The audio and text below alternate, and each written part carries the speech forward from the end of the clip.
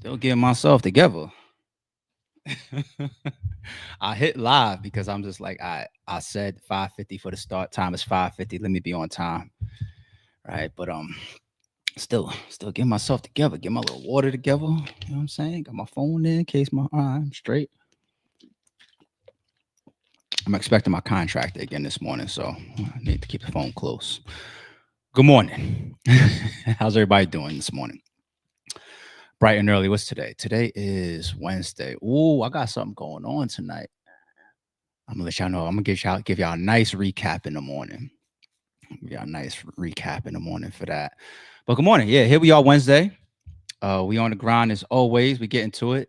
Shout out to everybody joining the chat. It's your boy ARP. Welcome back to the Sorry Shoot podcast. Good morning. Good morning. Good morning. I see a couple people starting to come in bright and early. And some of y'all are probably like, yes, he's getting closer back to 6 a.m. Next time I give y'all a promise on time, y'all gonna burn me. So I'm just gonna keep it where it is. You see in the description, it says every morning, right? So could be 5, could be 5:30, could be 6, could be 6:15, Monday through Fridays, but still 7 days a week, unless I got something critical going on or I'm out of town. So committing to 7 days a week is a lot. So I appreciate y'all, and I hope y'all still appreciate the kid. Y'all see the title? We got R. Kelly drama. All right, that's a bugged out situation. Is it? I'm gonna pull up the situation. We're gonna break that down, and then I'm gonna get back into some of his prior history for anybody that's a little bit younger, anybody that forgot, because time glosses over a lot. You know what I'm saying? People forget a lot of things. Not me. I be elephant with my shit. you know. So I'm gonna bring that up, and then I'm gonna ask y'all how y'all feel about the R. Kelly drama after we kind of, reopen a can of worms on his past and his history. What else do I have in the title? Second, I'll probably go to, it says A-Verb lies. Okay. No, I'm not going to talk about all thousand lies that A-Verb has told that I know of. Right. I'm just going to focus in mainly on one. Right. And I'm going to bring up some documents for you guys. I'm going to bring up some documents. I've always been a guy, since you guys met me from my blogging original days, even before RBE existed, and then even my very first controversy in battle rap with Star from Star and Buck Wild. Shout out to Star. You guys didn't know me well enough at the time. And what I did was I didn't leave you guys in a position to take my word for everything I was saying. You don't got to read my character, read my personality, or kind of try to judge and hedge between the two different types of people. I put the documents up for you. So sometimes that was like one of my habits. I made things black and white. I removed the doubt. I removed the ability to lie. I moved the ability to just put an opinion in it and say, like, you could like me, you could hate me, you could disagree with me, whatever. You could have done good business with me, great business with me, bad business in your opinion. But the black and white is a black and white. When a guy like me has gone through what he went through the moment he stepped in the door, I kept my receipts, and I've always kept the mentality of being able to back up like 99.9% of the shit that I say, whether I can call a source, whether I could pull up a text message, whether I could pull up a phone call, whether I could pull up a contract, whether I can pull up flyers, videos, things that people tend to forget for whatever reason. But there's a million documents that I keep. I should have left on camera from yesterday. I put it back away. I had two drives out, two USB drives out. One is like 18 terabytes, and the other one's like 10 terabytes. And I pulled them out. I was looking for something, make sure I had it, and then I put it away. I started to clip it, and I was like, I'll go a different direction.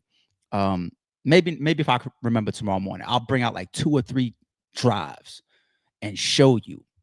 If I did a browse with you and showed you all my folders of files, business, debates, videos, you guys would say this guy's klepto. He's crazy. No, I just don't trust niggas. I've been burned. I had niggas come on camera and tell flat out lies on my name. And I just keep myself in a spot that you can fact check me at almost any time. It's just how I am. That's how I am. What else? What else? What else? So we'll get to that A-Verb one. I'm gonna hone in on one particular set of documents, like I said. And for a spoiler alert, people, it involves me. Okay, we'll get to the whole people's tagging in. Like, nah, it involves me. What else do I got? Diddy trial day 20. I do want to touch on that. I'll save it, man, because Daphne. Daphne, did y'all see yesterday's stream? I took the filter off and I said, I'm tired of just being respectful. I gotta remove the boundary at this point. She's a fucking hoe. Like, there's nothing else I could call her at this point. Diddy's a piece of shit. But this girl here, allegedly, because she's still being called Jane, okay? Allegedly, she's whoever Jane is, a fucking hoe. Then we got a couple little small things towards the end of the stream. So this will probably be a fun stream for y'all. Yeah, I got a bunch of stuff, y'all. This should be fun. But once again, shout out to the chat and everybody that's coming in. Let me scroll up real fast, and then I'm gonna get to work. Good morning, Jay. I see you. One of our hardworking mods and members. I really, really appreciate you, Jay. I think I saw some more members in here too. Maurice, I remember Maurice Anthony's in the building. I appreciate you, G. Thank you for being here bright and early. Also, Cindy Tiff Marie is such a dedicated member. Much love to you, Shorty. Big Yella, the homie.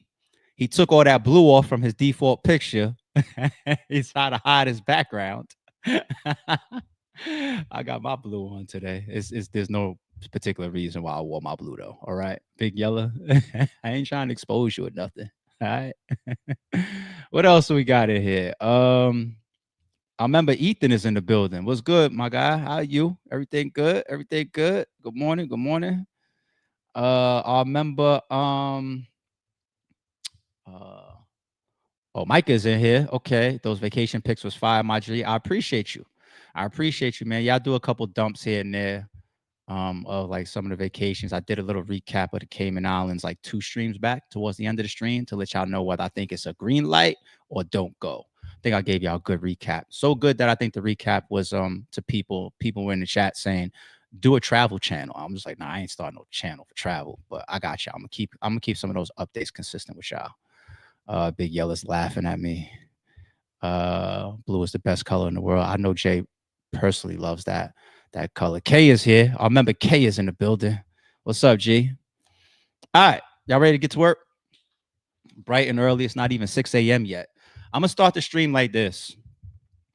Since there's some battle rap in this stream, I'm still battle rap for life. Okay, retired or not, I am battle rap for life. Battle rap is hip hop. I'm hip hop from the sandbox to the grave. And I gotta watch some of you niggas, man. I gotta pay attention to some of you battle rappers. So I seen something on my wall yesterday, and I said, let me check this guy out, man. Let's keep an eye on him. Big Jers, nigga Arsenal. I see he put a clip up on his Twitter. My stream here better not get clipped for this shit. Because I kind of want to play this with the people. But you want some bullshit right now, G. What you gonna do? That young boy ain't got no dreams, ain't got no family, ain't got no team, but in his hand he got that steam. Don't know the history of his people. He like, who is not the king? He never heard of Malcolm X, but live his life by any means. He serving fiends and counting green. When he get thirsty, he's sublime. All he know is dirty money. He hit that club, he Mr. Clean. He shopping Gucci, not on Shein. He know that ain't no iron team. He hit a lick, he got some bling, and that was Rolex matches ring, and that was conscious fighting demons. Can't nobody hit him screams. Up a pack he got from Chavo. He moved sloppy on the scene. He had to clean his face first to get poppy in the green. A real His figure ain't no Tommy in them jeans, but that Glock, they got a switch on it. And a light that flick on it. Nina got a dick on it, and he done left his prints on it. He riding through the hood in the fishbowl, ain't got no tents on it. Box spring on the carrot, that Tissy mattress used to flip on it. When he up the pole, it ain't no dancing for the slip on it. Audible to play, cause all his eyes they call the blitz on it. He was talented, knew how to rap, he had a gift on it. He had support too, his homie Craig done put a brick on it. What you gonna do? That young boy ain't got no dreams, ain't got no family, ain't got no team, but in I don't think Oz knows how much of a fan I am of his music. I don't think he really knows. He don't know. He don't know. See, these niggas know me and shit. They've been around me, did business with me. Some of them I befriended, and we cooler past battle rap for years. But the music and battle rap side of me is still like a kid in a candy store. Some of these niggas realize it. Some of these niggas real. Like the last time I had Oz on my stream, I could tell from his reaction. I started the stream and I said, "Yo, I gotta ask you a favor." And he's like, "Oh, here go this nigga." I could see it in his face. What you about to ask me, ARP? And I was like, "When can we get a collab tape with you and I'll be out?" And I saw his face just change. He's like, because these niggas don't be realizing how much I really does this. I am not three-letter man. I I'm a kid in a candy store to listen to you niggas bars. You know what I'm saying? You give me a Saturday with some fresh old red rounds, I'm happy. You give me a Friday with a new fucking track list and Oz is dropping shit like that, I'm happy. If you guys have ever, my people that watch my stream, if you've ever been to a club with me, if you ever seen me zone out in the gym, music is it's like one of my heavens, man. Pull up next to me at a red light. You'll see. Us, man. Don't look at the caption, y'all. See, this is the bullshit I'm talking about. The caption, he posted this yesterday morning. It says, "Y'all ready for the album?" The answer is yes. So go ahead and stall niggas out, and I'm on your heels too. Don't put the clips up and y'all ready or whatever. You took a little Instagram video because you was in the stew, and he don't got to hype up when he's in the stew because he literally owns his own studio. I think he has like a studio. It's either in his crib or like the sub piece of his crib. Like Oz lives good. He got a little. He did his MTV cribs of his own shit, right? He's got his own studio, so I know he be in that shit a lot. But fuck the teasers, drop it, drop the shit then. And if it's gonna take a while, give your boy a little exclusive, man. Go ahead and mail me the mastered version of that, the whole shit, so I could play it up here, so I could put it in the gym, so I could put it on my playlist, so I could vibe out, man. Don't make me wait like everybody else, man. We know each other too well, man. Don't make me wait like everybody else. Oh, all right. That shit sounded dummy. That shit. Shout out to Oz. Shout out to Oz. No, never. He will never stop catching strays. I'm about to do three-letter man stream. We was texting yesterday. It's like a cycle with me and three. You know, every couple months, a couple times a year. You know, like a three-letter man, at least like once a year, bare minimum. Probably hip hop is real. You know, knowledge hit me up or I'll hit him up.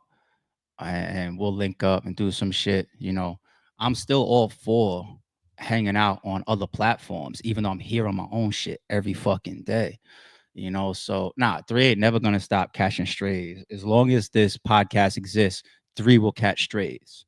Until he publicly admits that he is not within my throne, strays for days. All right. That's how we starting off. Let's go to this is my apologies. This is a fucked up transition. I was about to say, let's go to R. Kelly now. That's a fucked up transition. So I ain't putting that on you, man. My bad. But that's just the next topic that I feel like covering. So that's a fucked up transition. Can't wait for Arsenal's music. All right, let's talk about R. Kelly now.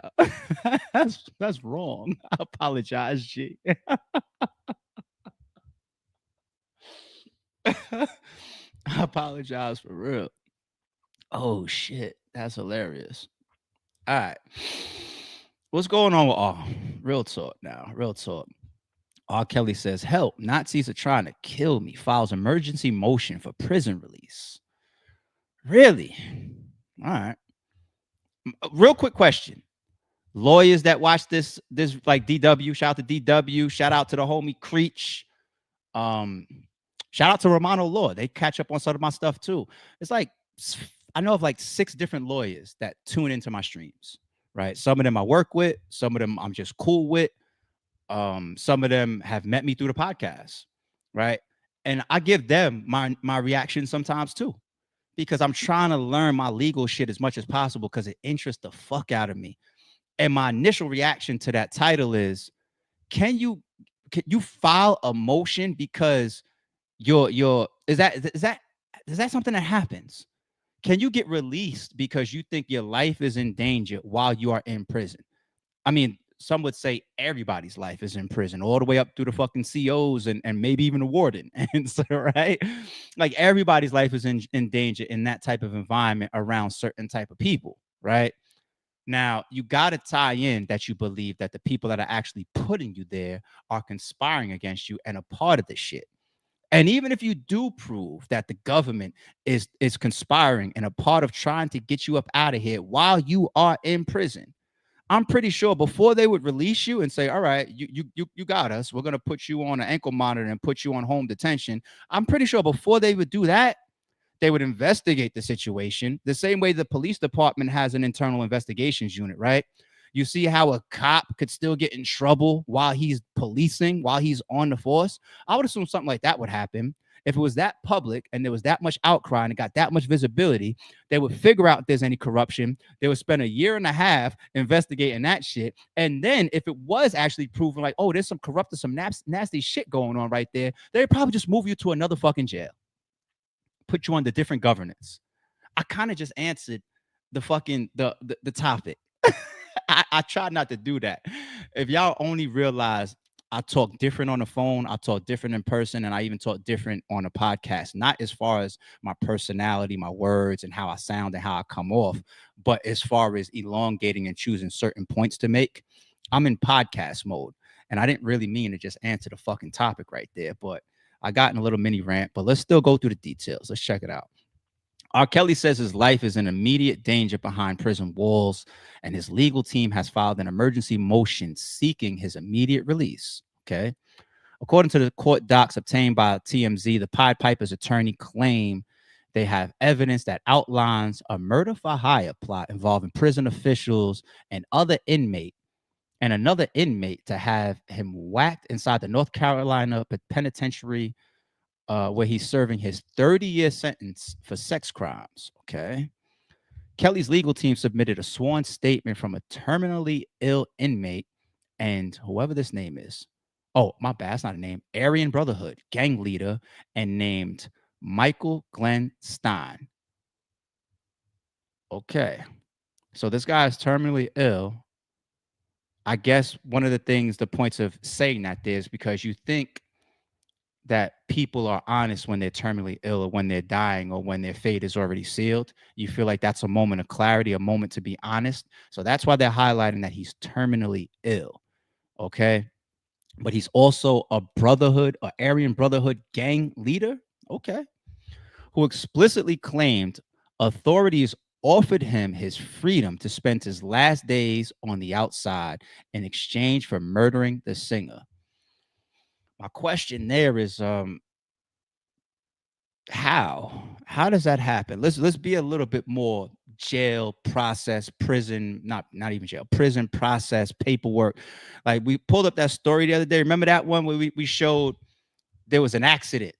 They went to go check the guy out and they realized like after 13 years he wasn't in the cell and there was some type of systematic mistake. And then they ended up pardoning him, like, well, he's outside, he's been reformed at this point, he's living a new lifestyle, he's been married all these years, whatever, he stayed out of trouble, we'll leave him alone. Like that's got to be a once in a every 5 lifetimes type of mistake. And as technology and process evolves, those mistakes get more and more rare.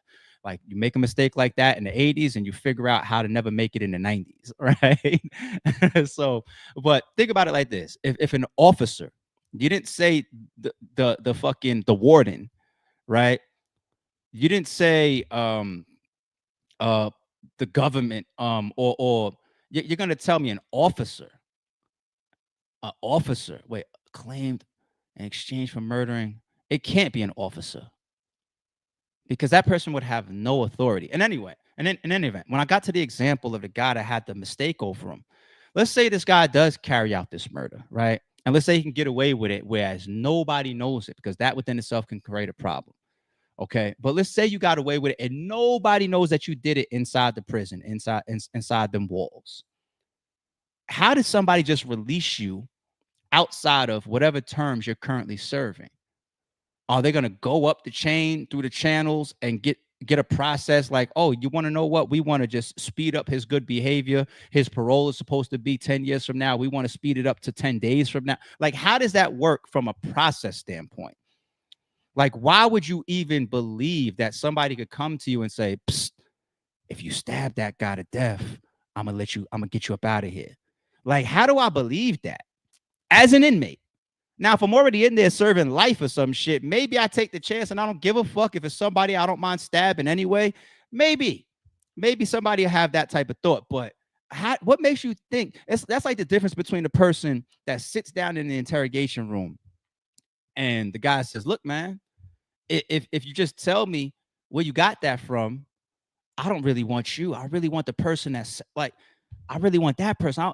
Like, and you believe that. You got that person that sits there and he starts going, well, as long as you don't say nothing, you know what I'm saying? Johnny from up the block, he's the one that got it for cheap. And I got it from him. And he also sold to Harry, and he also sold to Jason. He also sold to Billy. And then that person walks away, he says, bet. He really uses that as your fucking as your admittance to the crime, right? The fucking officer, the arresting officer or the detective, people make that mistake all the time. They expect leniency from those people, but you're already in custody. That's not the person that makes the decision. The fucking judge does. All right. You want a deal from the judge. That's the other type of person. The person that says, really, you want to do that for me? You want to let me out of here after killing somebody? And I'm in prison. So much for being reformed. Put it in writing. Imagine that on paperwork. We the courts agree. After you stab R. Kelly, we will release. I'm sorry, but the logic of it don't make no fucking sense unless Mr. Aryan Brotherhood Nation gang leader here is an idiot within himself. All right, go ahead and add some more time to your sentence by pulling this shit off, thinking that you about to go through the type of system and get released for a murder. But anyway, R. Kelly's going to use it. Let's continue. The alleged plot was supposed to play out with Stein killing Kelly and getting charged for the deed. Okay. Only for the prison officials to fumble the evidence and ultimately bury the case. Fumble the evidence and bury the case. Okay, so now you're trying to say that they would help him clean up that he actually killed R. Kelly. Okay, but what does that have to do with his current sentence? Stein claims an official said he could be transferred after the deed and he'd be allowed to escape and stay free. Oh, there you go. There you go. Thank you. Because trying to tell an inmate that we're going to let you go, we're going to make you free, that don't make no sense for me for all the fucking rambling I just did. And now what you're saying is we're going to get you transferred to somewhere where it's easy to break out and you could go do the race and somebody will fucking grab you in a week for that, probably. This is fucking ludicrous shit. Is this what you guys are coming to the table with to get fucking freed? And who's believing this, whether this was really offered or not?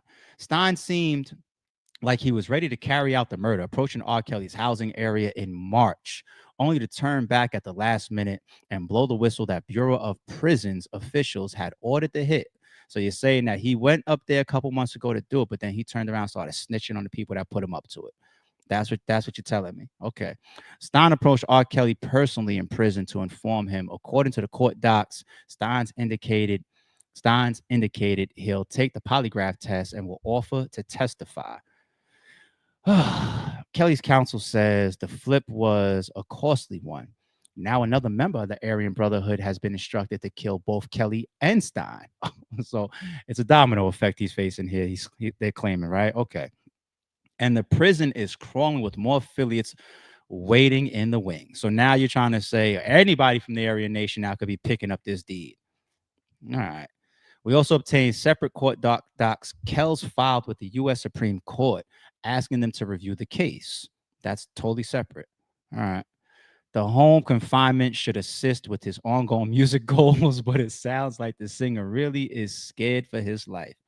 I'm sure he is. All right. All right. Let's if you wanted me to be as open-minded as possible on this, then we can give it a 30% chance that all this shit is true. Maybe a 40 if I want to be very, very flexible on my open-minded nature towards this type of claim. All right, because if your lawyer is going to walk it in, but then again, I can't depend on saying, oh, it's got to mean something to have legs because the lawyer is going to actually run with it. This is what your lawyer is supposed to do, right? I don't know if he's still catching a check from you. I mean, R. Kelly probably owns a whole bunch of music. He's probably still got money moving into his estate. Somebody's still making money off of him, right? Okay, so this is my latest earnings. I'm gonna go ahead and file 1,000 work hours on your tab by trying to get you out from this hit from the Aryan Brotherhood. This is what I meant, people, when I said, let me let's open up the old can of worms, right? I ended up saying, let me just Google some old shit. This one in September 14th, 2022. This article. This is not a new article. R. Kelly found guilty in federal child pornography case. The singer was found guilty on 3 counts of child pornography and 3 counts of enticement of a minor. He was acquitted of conspiring to obstruct justice in a previous 2002 case. Oh, a lot going on. The federal trial of R. Kelly over child pornography and obstruction charges in Chicago ended today, September 14th, after the jury reached a verdict. Kelly was found guilty on 3 of 4 child porn. I'm scared to keep saying that term on YouTube. Charges for videotaping himself having with a 14-year-old goddaughter. That's Sparkle's niece, right? Allegedly, right? Kelly was also found guilty on 3 of 5 counts of enticement of a minor. The singer was found not guilty on charges of conspiring to receive child and charges of conspiring to obstruct justice in his 2002 Cook County case. There's got a lot going on. The jurors reportedly deliberated for just under 11 hours. U.S. Attorney John, whatever that last name is, told reporters that Kelly could face 10 to 90 years in prison for convictions he received, reports to the Chicago Tribune. We hope that today's conviction brings Jane, the plaintiff, some sense of healing and justice. Hold on. Let's continue. Proceedings in Kelly's federal trial have been underway since August. This is something separate, people. Remember? The charges centered on Kelly's actions during his 2008 trial for child porn charges, for which he was acquitted after the 14-year-old victim refused to testify. Do you guys remember that? Imagine if allegedly that little girl from that fucking video testified. Many people always believed she was paid off, right? Maybe her, the family, or whatever, right? We'll get to the tape in a second.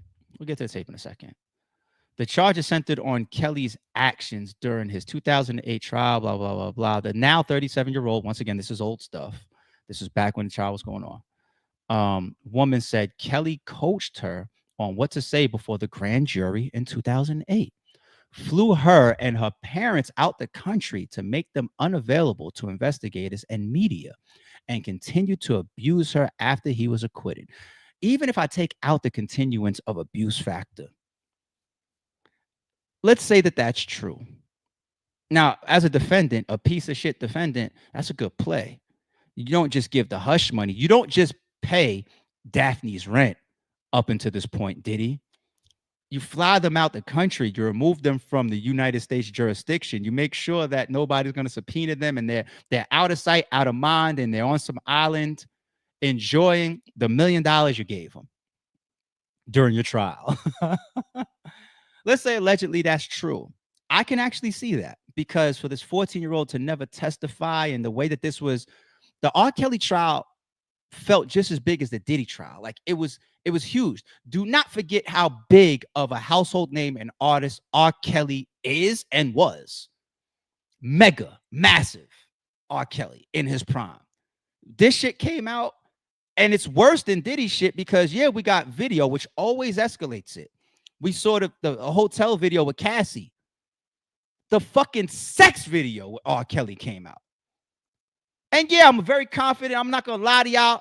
I'm within the billion of people that the curiosity killed the cat. I said, nah, not all. Yes, I watched it. I had a whole bunch of people in my crib. We put that VHS. It was a VHS. We copped that shit in like Canal Street or some shit like that.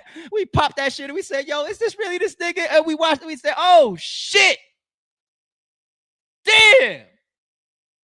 That's really that nigga. That nigga had the nerve to go to trial and say it was his brother. Rat. Triple rat. You ratted and you put your brother. And it's a lie. Triple rat. Oh my God. But this situation, he beat. He beat it, right? Just like OJ. Why you didn't sit your ass down after you beat your murder or you beat your heinous shit or heinous shit? Wow. 4 women testified against Kelly under pseudonyms throughout the course of the trial, alleging abuse. A fifth accuser declined to testify. Isn't it crazy that the tape was there? He put his all-star team together. He beat the shit, right?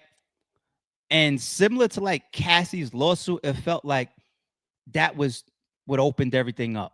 And it's like, it's time to go get this guy now. Whereas in R. Kelly's scenario, you want to know what really seemed like was his final doing? That documentary that was dropping. What was it on? Like Showtime or something like that? It was like a 3, 4, 5, 6-part series.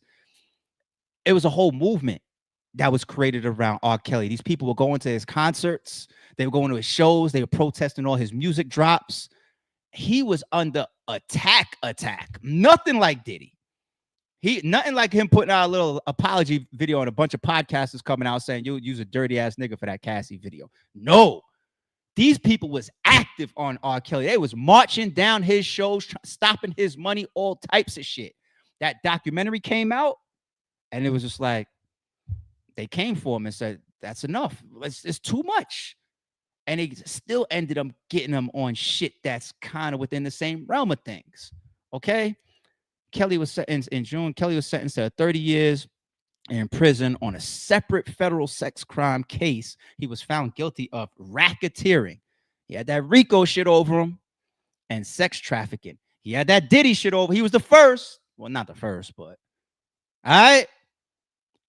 Dare I say Diddy ain't have nothing on R. Kelly's situation, because these were definitely, to me, consenting adults. This motherfucker, he was really, your name was Pied Piper. Consenting adults, my opinion, little ass children and teenagers, allegedly. Do I need to say allegedly? Do I need to say allegedly? Who's the worst person? R. Kelly did he use a wild nigga? He was a nasty, dirty, fucked up nigga. R. Kelly's the worst person. Take this down. I don't need it anymore. I don't need it anymore. I feel myself already getting annoyed. R. Kelly's worse. What do we say? You definitely can't be no man going to prison and you done odd some shit. If it's proven you done odd some shit, that's in the top bracket, people. Some people gonna say snitch. Some people gonna say if you are and shit out here. But what's number one? We got no compassion for. None. Because if you hear a story that somebody's getting accused of R, especially in today's world, that shit is so watered down. Unfortunately, there's so much wolf crying. Look at that. The fucking hoe, allegedly nasty ass, lying ass bitch, allegedly Mariah, what she's doing, what she's trying to do to Zion. Even Tony Busby turned her case down. What?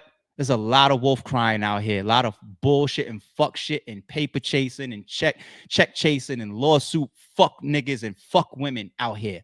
The leeches and the scum of the earth. There's a lot of that. So I hear the word R these days. I kind of believe Shannon ain't really guilty of all of that shit from the outside looking in either. I think he did some foul shit, some dumb shit with a young bitch, but there's a couple of things that, look at that shorty where she texted. She took about $10,000 of Nash cheek and she's looking for money and she let him drop off the gifts after the fact. And what? I don't know. But let you get confirmed that you done did some shit with a child.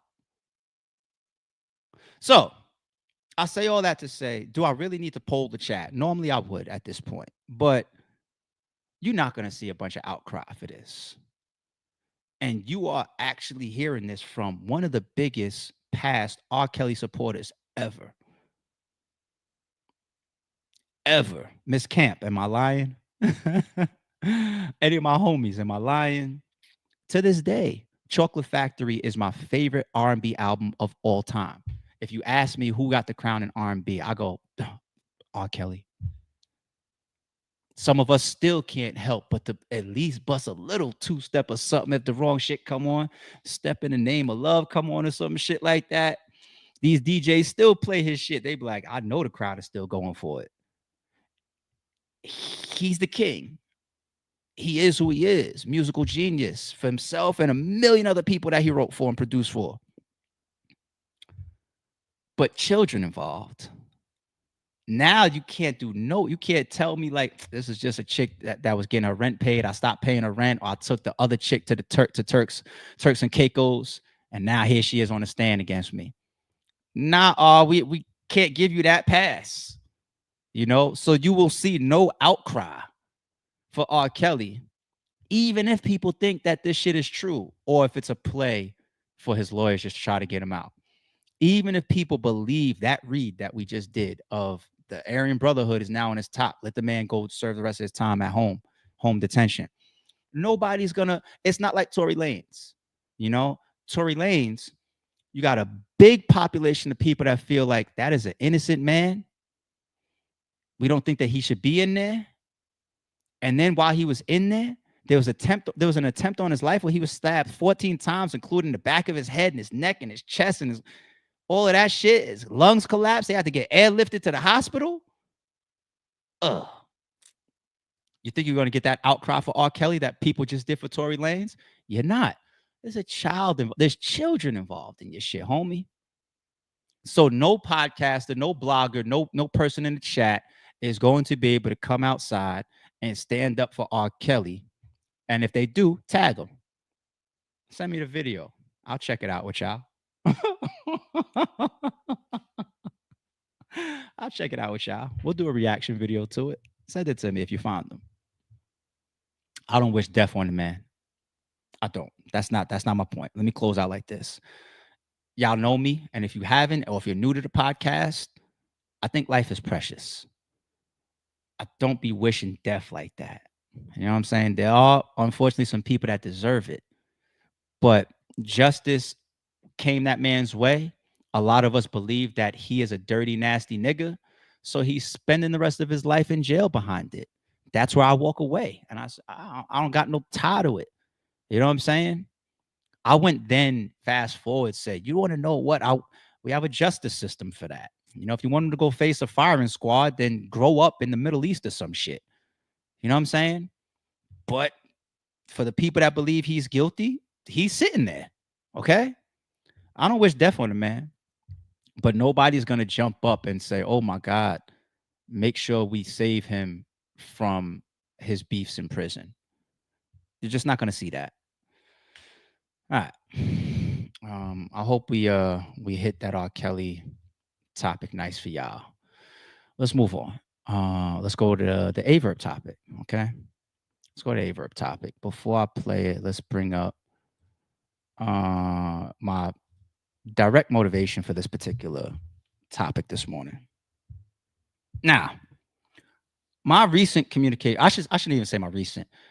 My last communications with A-Verb, right, between social media and on the phone or even business, I'll try to put them in order.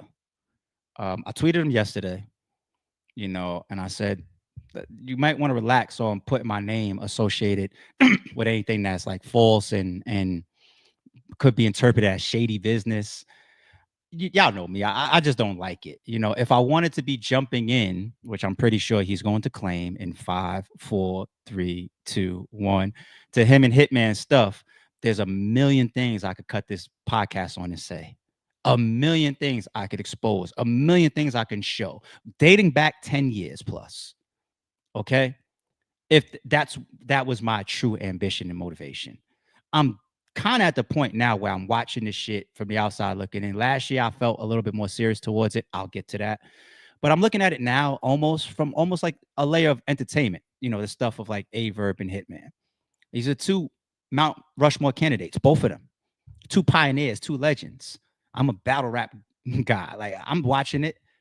You know what I'm saying? Like, I'm watching like everybody else. I don't do the fraud and stuff like some of these niggas be like, oh, I don't know. I heard or somebody sent me a clip. No. It's got some of my attention. I'm watching it. You know what I'm saying? Like, I ain't no fucking fraud for y'all, for nobody. But an element of it, a big element of it to me is like just being entertained at this point. Like, but I think Verb, he pulls on resources and other people to make his points, and I do that too. But if I ever pull on other people to make my points, I leave what I say. I put those people in a spot where they would have to lie on me to contest what I said, right? Because I keep my shit that sturdy, right? You never heard me say a statement and people just come out and say, how many times does somebody just flat out say, ARP's a liar? You don't hear it. It's I've built that type of, I don't know, response mechanism to how I speak and answer, and I'd rather just take my L. I don't make shit up. I don't lie. I don't fraud.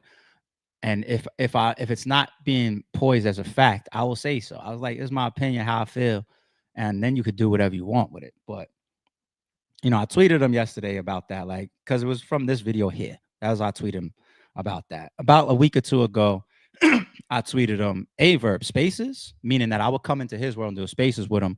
The reason why I tweeted him that anybody didn't know is because I think he did a live or something, a space, and he was talking about the only people that know how the market moves or how the money moves or how much the battle is earned or whatever is URL.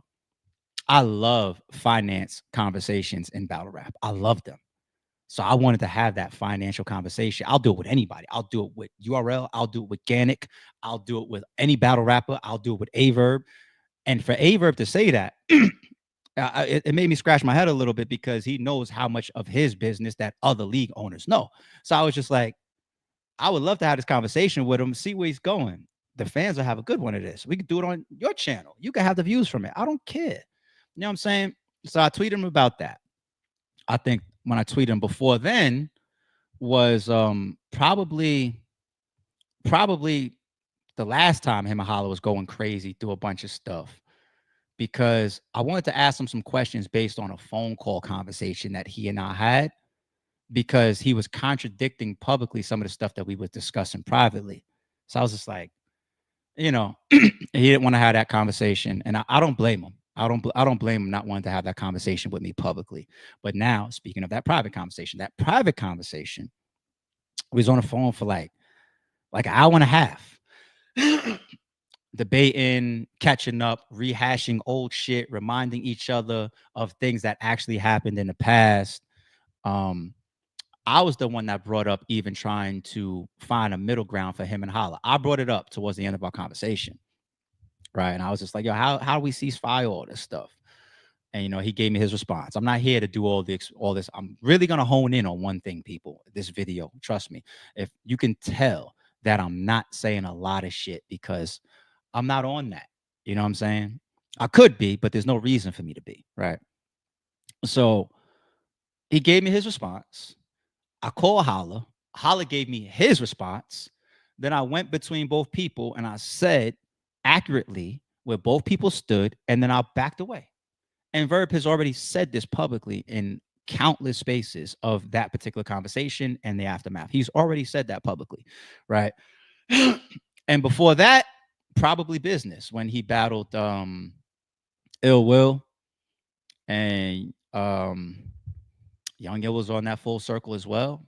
That was two good full circle battles, two great full circle battles.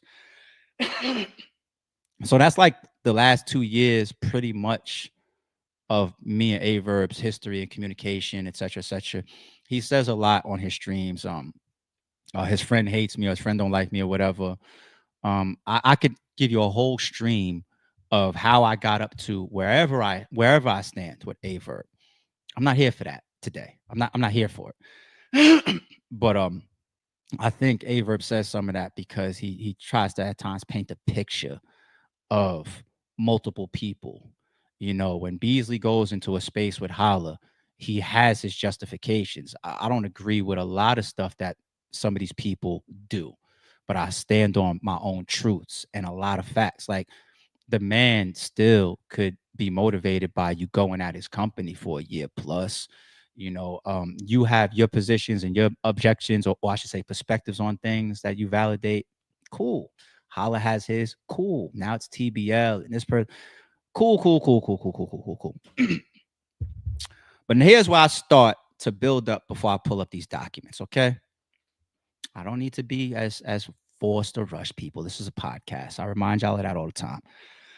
Get to the point. I can if we're on the phone, but I'm on video for y'all to entertain the shit and to drop some knowledge and jewels. Okay. A-Verb, you are, if not already done so, turning into like what Daylight built for himself. What do I mean by that? It's like a troll expectancy. Like when I watched Chilla's interview the other day, when Chilla addressed some of his dealings with A-Verb recently and whatnot, you notice Chilla says, now I know that A-Verb is crazy and blah blah blah. I would never want that reputation with people, and it's pretty common out there at this point. Like, do I think that he's straight jacket? No, I think Verb is very sane to what he's doing, but I think he's tossing out a lot of his credibility. I think he's done that with a lot of his peers, a lot of league owners, and even a lot of fans. I think Verb is painting himself into a position where the people that listen to him will be of certain type of ears. It won't be the type of ears that say or are really truly the type of people that are there for facts. It'll be, I'm here to be entertained. I'm here because you're A-Verb, the legend. I'm here for the drama. You know what I'm saying? Or I'm here because I am somebody that thinks like you, which is a non-credible type of thinker, and that would interpret some of this stuff publicly. All right. Because when you say things or you do things that can actually be proven in black and white, that's where you start to toss out your credibility. This is not an attack right here. This is actually advice. And the switching all around. 1 minute you're doing a skit with a badge and a vest, and you're going Charleston White. Another minute you're atting Nick Cannon. Another minute you're suing Chilla Jones, right?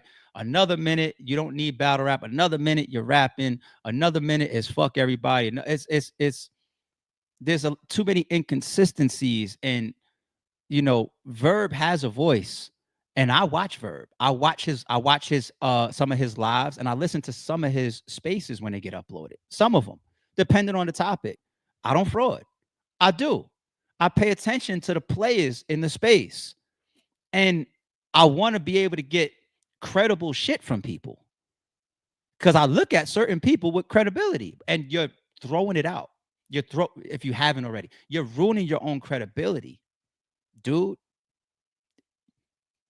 Maybe you don't care. Maybe you just want this crop of people to listen to you and hear you out, and that satisfies you. Me, I'm not comfortable if somebody could say ARP might be crazy. ARP is a liar.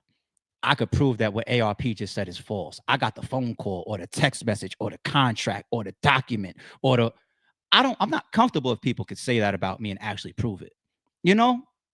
So I know Verb would take the position once again, like, look, niggas is jumping in, Hollis jumping in. This ain't that. It would be way different if it was ARP versus A-Verb. Way different. Y'all know that. It would be a 20-part series of me going through a lot of shit that I don't know that he knows that I know, a lot of shit that has never been put out to the public, a lot of shit that I've never spoken on, and a lot of shit that I rehash in detail that you guys maybe haven't put the puzzles together on. It would be that. So I humbly, again, similar to my tweet, say this ain't a threat. I ain't threatening the man. It's not a threat. This ain't that. It's me. I'm calm, cool, laid back ARP. You know that about me, right? Right, Verb? I don't threaten no man. You know what I'm saying? And if I do, I ain't gonna tell him. Nah, ain't no threat. You do whatever you want, homie. You know what I'm saying? But there's gonna be repercussions and consequences for putting falsehoods on ARP's name. You guys all know this about me, and you know I don't have any picks.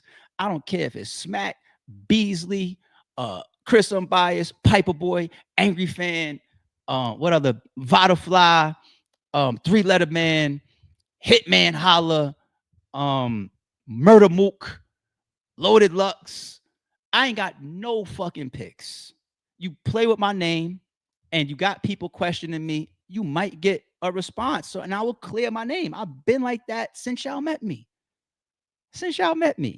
You know what I'm saying? And it ain't for hollering either. it ain't for fucking Holland either. Holland's his own fucking man. He do a lot of shit that I agree with and a lot of shit that I don't agree with. And it's probably the same for me. I don't agree with ARP did that. And some stuff I agree with that ARP did do. He's his own fucking man. You know what I'm saying? I'm watching this shit, being entertained by some of it, just like some of the fucking people in this chat right now. All right. Let me play this piece for y'all. What the fuck is A-Verb talking about? You're really sick, bro. It's let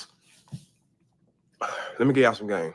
Last year, when everything went bad with me and dude, RBE and URL was in court on like May 9th, some shit like that. Holla reached out to me on May 16th and asked me to go on stage for him. I remember which was. Now I'm gonna pause it, y'all. I'm gonna bring that back real quick. That's not my side. If you go watch his video, he even addressed the people watching at one point when people was in his chat saying that yo, it's breaking up. That's not me. That's his video, how it's uploaded. RBE and URL was in court on like May 9th, some shit like that. Holla reached out to me on May 16th and asked me to go on stage for him. I remember which became the Power Moves card. I rejected it. Started a storm from May until November. I said no to him. He asked me to go on stage. I said no. Holla's the type of guy, if you don't give him what he asks for, he blows a gasket, and everybody knows that. I told him no. I don't give a fuck what he felt like. Get off the phone. All right, nah, I'm not doing that. Okay. Power Moves happens like November 9th. And let's cut the shit and I ain't paying them. We know that's ARP money. Let's cut the shit. Power Moves. So there's two there, right? I don't need to play the rest. There's two. Verb. Verb.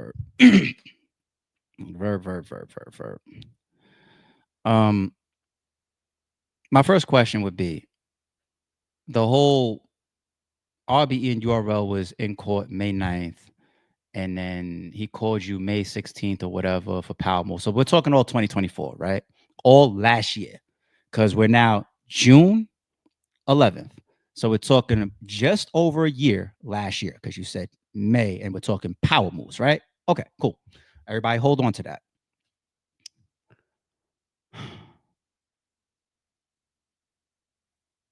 Where did you get that?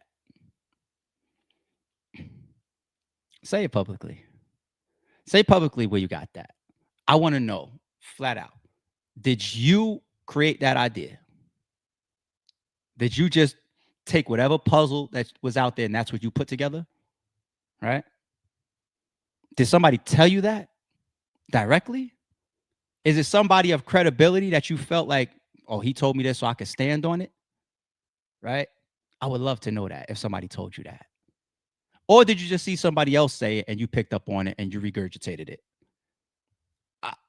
I dare you to answer that, Verb. Because I'll go after the person that said it too. You know what I'm saying? Like we'll figure. I mean, unless it's like somebody that like I'm trying to swat less flies in my life. You know what I'm saying? If it's some little peon that reaches all over the place and just creates content, like then it would honestly, it would be like, damn, Verb, that's where you go for your information? Birds of a feather sometimes. Be careful. But I want to know if somebody told you that shit, or if it's just something you created. Either way, if somebody told it to you, he's a fucking idiot. If you created that, Verb, we got to turn the intelligence up a little bit. Let's do the legal thing first, right? You do know that the RBE and URL docket is public. So you're not going to see RBE and URL speak about our lawsuit and its finality or finality publicly, because that's the way that things like that close out. It'd be like a mutual agreement, like, okay, we don't discuss it publicly, right? That's going to be the case for Smack, Beasley, Chico, ARP, and anybody tied to me, and anybody tied to them too. Anybody outside of those three names, okay? But a public docket, I don't need to talk. They don't need to talk. It's there. The public docket will show you that the lawsuit ended about a month ago, about May 2025. Okay? So you do know whether you go to trial, which you can see from the public docket, we never did, or whether you get to settlement, like let's say with Twerk Rapped, it's just rap on stage with versus Big K, right? Or you start going into settlement until something closes, which was last month. Even if there was any exchanges in any direction, that's when it would happen. You how you think I can sue you, and before the judge makes a verdict, you can start paying me something? What legal world does that happen? So it's like that's one of the stupidest things I've ever heard. That last year, Holla called you to book you so that he and I could put together money to pay off an RBE and URL judgment. Two questions there. Number one, what the hell does Holla have to do with the lawsuit? Wouldn't that have been Daylight calling you then? What the fuck why would Holla put a dime into, he don't have nothing to do with my lawsuit? You think as a man, I would go to Holla and ask him to, oh, we just so much sharing of finances then, me and Holla, that even the shit that don't involve him, hey, help me get this money to pay URL? Holla's doing that for me too? Shit. I know he's a friend, but I don't know if he's that good of a friend. Word? Okay. Here's the second question. Do you believe that any of these niggas from battle rap, I would get into it in some shit where I feel I'm in the position that I'm in and I stand the way I stand, and I wouldn't go to hell and back before I gave any of you niggas anything, including them? You know what the docket would show? Do you see that in me? I'm going to hell and back before I give any of you niggas anything that I feel is mine. Legally and in real life. Well, I shouldn't say that. You get the drop on me, hey, give me your chain. Take the chain. My life ain't worth it. Definitely legally. I can stand on that. Hell and back. What? Come on, B. Like, let me take Verb down because Verb, if you want to shoot at Holla and use his friend ARP, then just go grab stuff publicly. But when you start actually doing some research, you might run into a wall or two, and then in the privacy of your own research, you might realize like maybe I shouldn't say that because it's so false and it's so provable. I'm just making shit up. And as a god tier Mount Rushmore candidate, I look crazy saying this shit. I'm throwing out my credibility. I look like I'm just reaching all over the place. Like it's bugged out. So if you look at this, what did I chat GPT? Right? It's chat GPT. Everybody see my screen, right? Chat GPT. You see what I typed in as a question? URL versus RBE lawsuit public docket. Okay. Chat GPT respond. Isn't it amazing? And a position of credibility. I could go through all of these niggas' paperwork on this podcast. Big U, Big Meech, Lil Durk, R. Kelly, Diddy. But imagine I could never bring up my own. Ooh, that nigga's hiding the skeleton then. Chat GPT says, to my answer, just looking for a public docket that anybody could type. The lawsuit between Ultimate Rap League, URL, and Rare Breed Entertainment, RBE, centers on a claim of torturous interference. URL alleges that RBE knowingly induced Daylight to breach an exclusive performance agreement by booking him for a battle against King Los at RBE's Max Out 2 event in July 2021. ChatGPT is pretty good, man. I ain't gonna lie. Despite Daylight being scheduled to perform at URL Summer Madness 11, okay, all right, event around the same time. It was around the same time? You sure? Is that the one where King Los battled DNA? That was like, speaking of King Los versus DNA, King Los was in the battle against Daylight. That is in this. How does that work? Forget it. Let me not sidetrack. This legal action was filed in New York County Supreme Court under case number yada yada. There it is for you, right? You got docket alarm here. You got Reddit. You click the Reddit. Let me show you what comes up on Reddit, right? If you click the Reddit, just click one of the Reddits. Let me see the type of stuff that they were doing. So public. This ain't me getting into the stuff that's secret. This is all the public stuff, people. All right. You got URL is suing RBE over Daylight's King Los battle 4 years ago. Damn, that was a long time. Okay, so you got this post here. Apparently, URL is suing RBE for booking Daylight against King Los while he was already booked for Summer Madness. I didn't know about no Summer Madness booking. Did y'all know about that? Okay, and here's like a little screenshot of the court document. They got our logos up here. Let me see some of the feedback in here. Fledgling rap platform. Could they sue? Question mark. Wouldn't Daylight be considered an independent contractor? I don't know. Please state your name for the courts. Okay, let me see what else they're saying in here. Permission to approach the bench, Your Honor. You know what I'm saying? This proceeding is sponsored by AI or Al Capone cigarette. They crazy in fucking Reddit. Laugh my ass off. I was laughing too hard at this shit. URL owns the premier battle rap platform. Rare Breed owns a fledgling rap platform. ARP is definitely looking for the lawyer's Twitter right now. It wasn't a Twitter. Horrible for battle rap. Okay. I mean, URL does this all the time. Laughing my ass off. What? I don't know if it'll hold up in court, but if it somehow does, I feel like it'd be a bad precedent to set for themselves, if anything. Okay. Somebody else puts this is fake, right? I haven't skipped a comment yet. How does advertising Daylight's Max Out 2 battle materially decrease his Summer Madness value? Okay. This has to be the pettiest, dumbest lawsuit I've seen since Billy Mitchell. Okay. Smack went from the streets to the courtroom real quick, shaking my head. All paperwork is bad paperwork unless it's paper from that work. Okay. You can't copy respect. Really bad for the scene to limit rappers' exposure with a paywall and then try to undercut other leagues. Okay. I haven't skipped a comment yet. I'm not being selective. I don't got no picks in this Reddit thread. I'm just showing you with Chat GPT as of this morning will pull up for you. Okay. The references and the links to answer the question about the public position of the RBE and URL lawsuit. It's public, Verb. Just do what I'm doing and bring that on your stream, and you'll even have a better stream, and then I won't even be able to argue. All right. What's this one? This person says lawyer here. Okay, he's claiming to be a lawyer. I did a quick search and was unable to find this case filed in New York. Could be another state, or it could be a threat. Sometimes complaints are sent with the intention of scaring the other side into paying or agreeing to a settlement without actually going to court. That's called a cease and desist.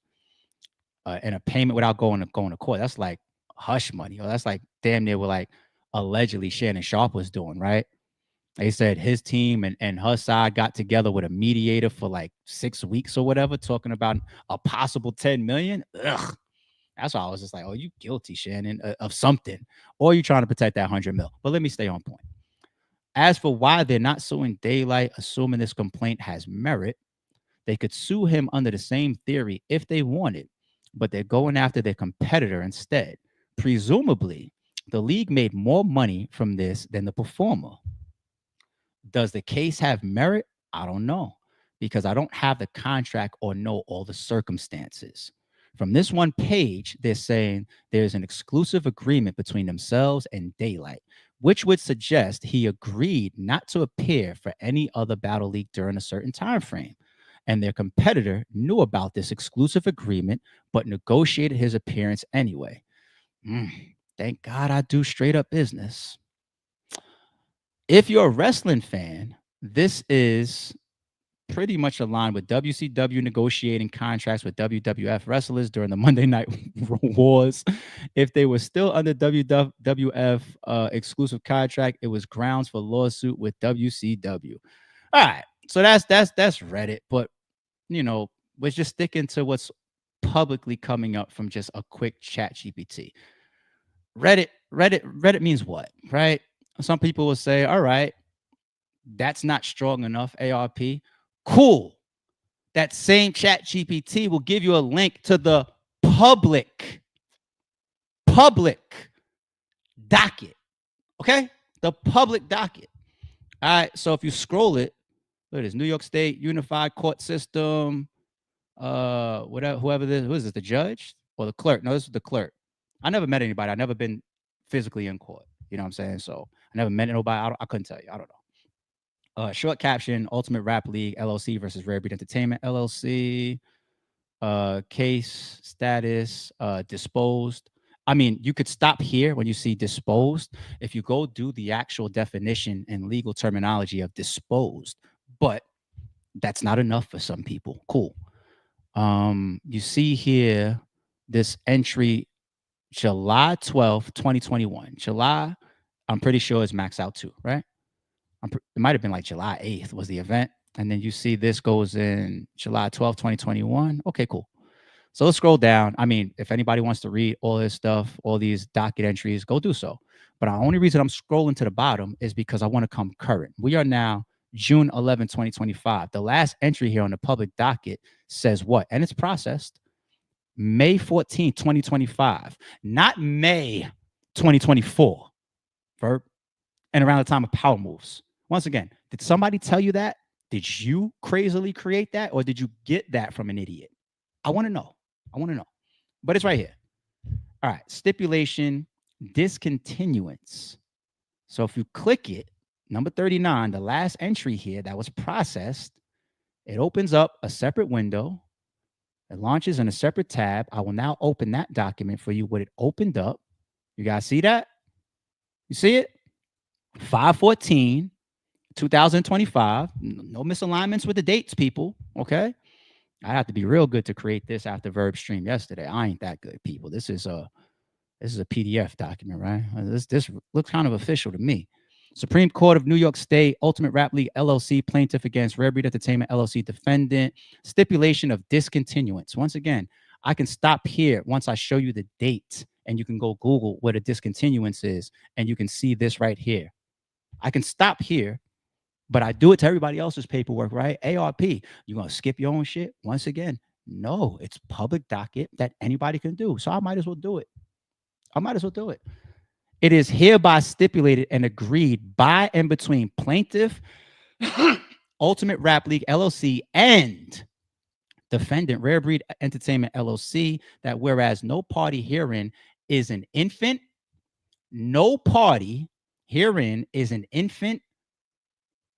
conservatee, or incompetent person for whom a committee has been appointed, and no person, not a party, has an interest in the subject matter of this action. This action shall be discontinued with prejudice. We learned what that was in the Jay-Z case, right? The Jay-Z joint, right? Okay. With prejudice, with each party to bear its own costs. If I just spent $250,000 on lawyer fees, that's on me. If URL spent $250,000 on lawyer fees, that's on them. How many times do I have to stop, or I could stop reading and then I still continue for y'all? It is further stipulated and agreed that this stipulation may be executed in counterparts which together shall constitute one, the same fully executed stipulation, and may be filed by either party without further notice. For the purposes of this stipulation, copies of signatures transmitted electronically shall suffice to render the stipulation effective and binding. That means everybody, no, I don't got to read. I don't got to interpret the first paragraph for you, right? And then we all agree on that and we sign it electronically. It gets updated to the docket, gets updated in court. Have a nice day. Okay. Have a nice day. That's what we just read on the public docket. There's nothing else here, people. It's a 2-pager. James G. Samataro, right? From Pryor Cashman, representing URL. Okay. That's their lawyer. Andrew Munoz from Romano Law. You see me post him on my Instagram the other day, right? Representing who? RBE. Both signed. May 14th, 2025, dated in New York. Okay. Because Verb, people can't call my bluff on the things I say. Like, when you maintain credibility, if you develop that reputation, somebody could try you and try to call your bluff. Like they will say, well, Verb, you said you suing Chilla and you called a lawyer and the lawyer said that he will pick it up for free. I don't want a lawyer that takes on free cases, to be honest. That's a shitty lawyer. But Prove it. Show us. Or like if you say, I got 70 acres. All right, step out in your backyard and just, you don't have, I know what Verb's going to say. We both Geminis, and we understand each other. He says, I don't got to show nothing to no nigga. I don't got to prove nothing to no nigga. That's a bitch ass. I don't got to prove nothing. I think I'm doing that for you, nigga. Nah, I'm over here doing it. I don't got to show nothing to no nigga. Me, I kind of like to show the shit that I talk because then it's not shit talk. I kind of like to prove the things that I say every once in a while, especially if somebody lies on me. I kind of like to. You gonna take that position or that give out that perception of no, I don't gotta prove nothing to no nigga. But you'll say it. You'll still say, I'll 70 acres. How many 70 acres is a lot for I ain't gonna lie to you. How many football fields fit inside 70 acres? I'm not being petty, y'all. Approximately 54 football fields would fit within 70 acres.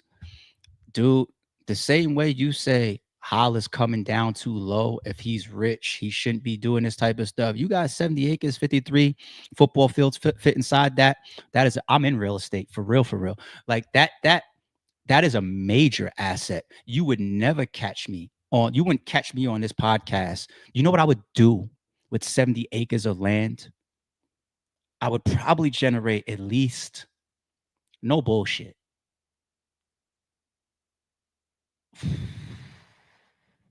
$200 million minimum. Minimum.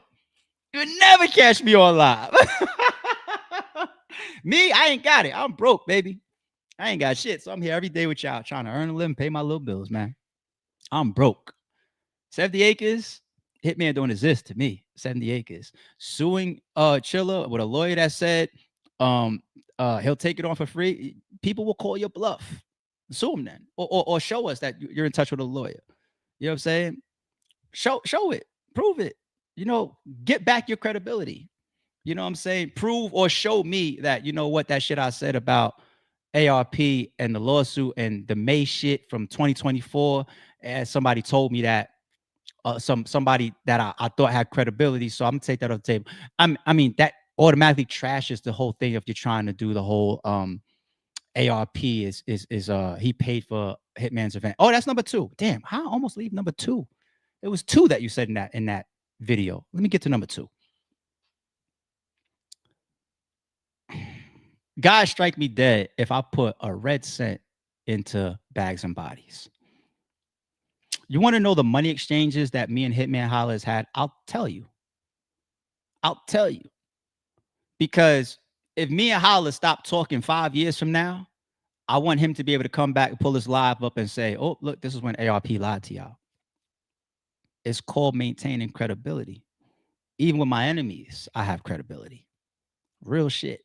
My enemies will struggle to tell you shit about me or call me a liar. That's the way I carry it. It's the way I think a lot of us should try to carry it. But I'll tell you the money transactions between me and Holla. Hitman versus bill collector. Money was exchanged. Hitman versus Cassidy. Money was exchanged. Hitman versus Calico. Money was exchanged. Hitman versus Ill Will. Money was exchanged. There's only one more scenario where money was exchanged between ARP and Hitman Holla. And I endear to God for it because no other battle rapper has showed me this. All right, people, oh, they two friends, blah, blah, blah, blah, blah. You show me that you move like my niggas from the sandbox, I return the favor, I return the energy, I return the friendship. My niggas from the sandbox, the type of shit that they do for me, they'll give me their fucking last. A gesture that Holla did for me, I said it on stream before, he showed me something. When he got that call, when he got approached by Coastal Rain, that TV deal, the Bags and Bodies, the Mansion, the first series, right? You know what he did?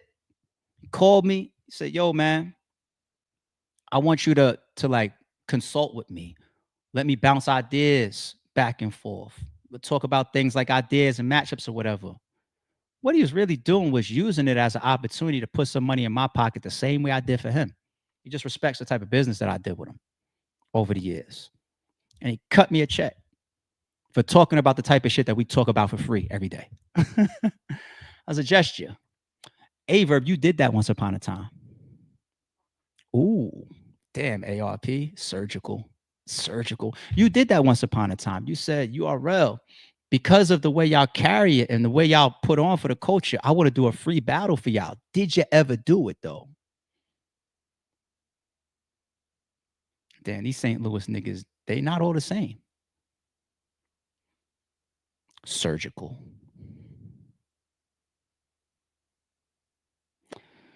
So that's the only time Holla and I have exchanged money.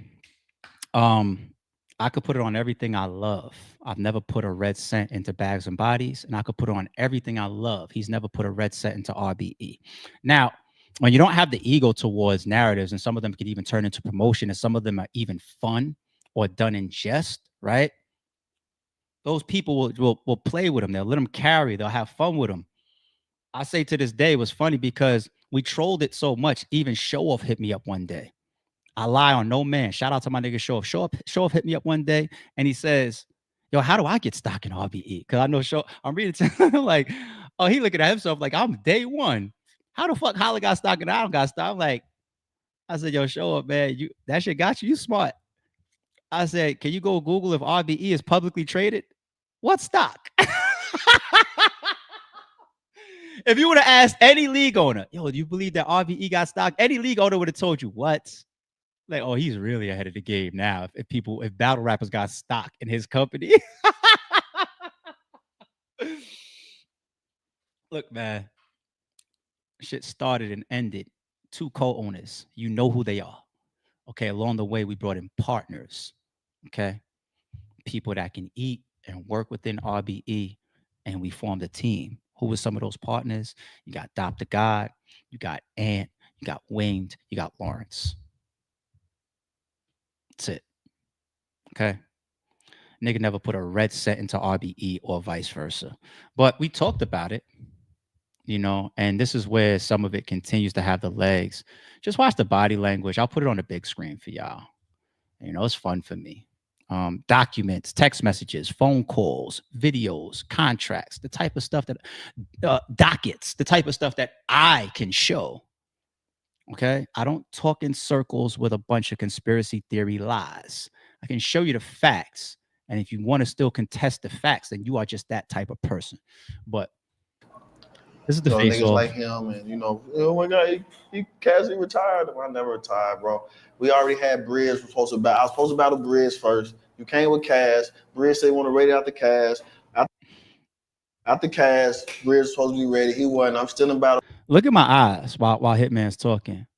You know, like body language, my eyes is right there. It's like I'm listening to see if everything's going to say accurate because I contest anything that's inaccurate involving my name. Well, I shouldn't say anything. Once again, I'm trying to get better at not swatting flies these days. But look at my eyes. I'm sitting, I'm listening. I'm like, let me make sure he's got this timeline correct. Because if he didn't, I would jump in and I would say, no, hold on. That didn't happen right there. And I'm just waiting. And I couldn't find a spot to jump in. I wonder why. Murder Mook had a contract Monday. Went to Cassie Airbnb Friday. Sent you the contract back Monday. And said, oh, I don't want to battle Holla no more, this and that. I told you I'm good. I'm finna go wilding out. I'll catch you in the fall. Or I'll probably catch you early next year. You call back with stock in the company. And I said. You see, I immediately laughed right away when Calico said that. It's funny. It's a joke. You want the fact? You want the fact? Holla can't call me a liar on this. He can't prove that I'm a liar on this because he has a contract that I sent him. His guarantee, not his back end situation or the type of structures that I did with a bunch of battlers that was like really like, yo, we moving now. We got a whole thing going on, right? Financially or whatever. His guarantee, just his guarantee, not the back end shit, just the guarantee. When we were trying to do the Briz battle, some people know the story. How did you even get to Cassidy and Hitman? What gave you that idea, ARP? I told the story before. I'm talking to Briz. Shout out to Briz, right? Briz will co-sign all this.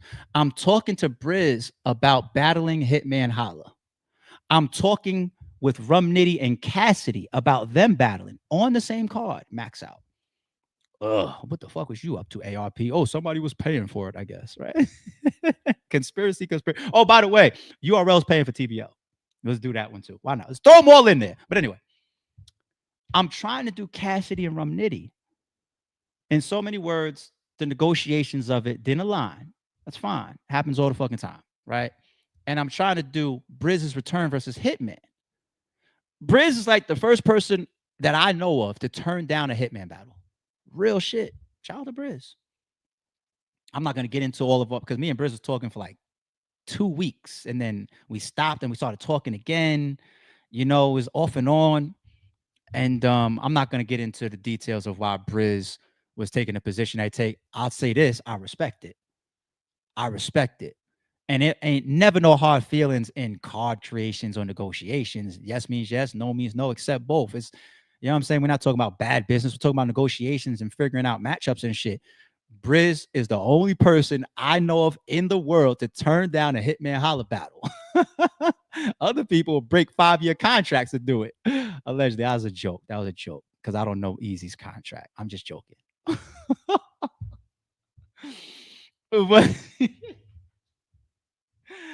But shout out to Briz. What do you want me to do? I'm league on trying to make shit happen. So Cassidy, in so many words, our conversations is real close. And me and Hitman, we already got going on our type of business relationship as well as personal dealings. So I'm like, damn. I called a nigga back and I said, let's do you and Cass. That's how that matchup was made. It was definitely random. It's just, that's how. The 2 battles that I wanted didn't happen, and the 2 people that I was the closest with, let's do it, right? After that, the guaranteed money that Hitman had for the Cassidy battle is stupid. I'm not, once again, not the back end, just the guarantee is stupid. I called him for Calico because it's true what he's saying. Like, he was just like, Briz, whatever. You know what? I'm going to go ahead and go over here. I got some other stuff going on. You know, ARP will spin a block later on. You know what I'm saying? When I called that nigga back, I said, let's do Calico for this number. And it was double his guarantee for Cassidy. Hitman, don't put my fucking contract out on the internet, okay? Don't put my contract up. But it can't be contested from either side. It can't be. We both had the same contract. We're walking around with it. It could be shown at any time if we really had the need to. Don't put my contract out, nigga. It was double. I tell no lies. I've done that a bunch of times. When I called Verb for Murder Mook, it was double. When I called Mook for Calico, it was double. When Will got Hitman, it was double of what I ever paid him. I think I did this similar for Math when he battled Hollow. Double of what I ever paid him. I do that a lot. You know, my history is my history. The documents are my documents. Nobody could watch this stream other than somebody that's willing to lie can contest anything that I'm saying in the stream. Nobody. So, you know, Calico jumps in there with the stock thing and we laugh real quick. And the narrative continues to grow from there, right? Still in the contract. That's just how it was. So if You must stay tell that nigga about the stock I got. Did you tell him about the stock you gave me? There you go. So Calico got stock too. How come nobody runs with that? Because you guys don't think that me and Calico have as much of a personal friendship as me and Hitman do? But he just said on camera he got stock in RBE. So how come we don't run with that too? Why not? We might as well. It's like the person that just can't accept sarcasm is a slower person, you know? And I operate at a different intellect. So I put stuff out there, my body language and my words at times, pardon if I expect people to keep the fuck up. You know what I'm saying? It's not easy for me to cut half my intellect and make sure that people know sarcasm or jokes. You know, like Jay said, like, yeah, when I said Obama on the tell, like, it's I'm not lying. It's irony or at times sarcasm. Like, keep up, keep the fuck up. Let's balling, nigga. What I'm doing? Let's be clear then. All right. So let's say that this is primarily because the RBE stock. He got the RBE stock and the bread that's on the line. So then what do the fans expect as far as Hitman performance on July? Okay, so after the performance, now it happens again in the outro. Let's go to the outro. Battles. I ain't got as many. Yeah, take us out of here. What's up? So what you guys say on closing? Yo, shout out to RBE and these weak ass chairs for this face off. Shit weak as fuck. Y'all niggas tripping. Need a better face off spot next time. Landslide. Shout out my company, RBE. Good one. That's why everybody laughed. Good one. You know, Hitman could be clever at times a little bit, right? That was a good outro. That was a funny one. Like he used it. He doubled back on it, like how a comedian doubles back at the end and pulls a punchline from the middle of the show.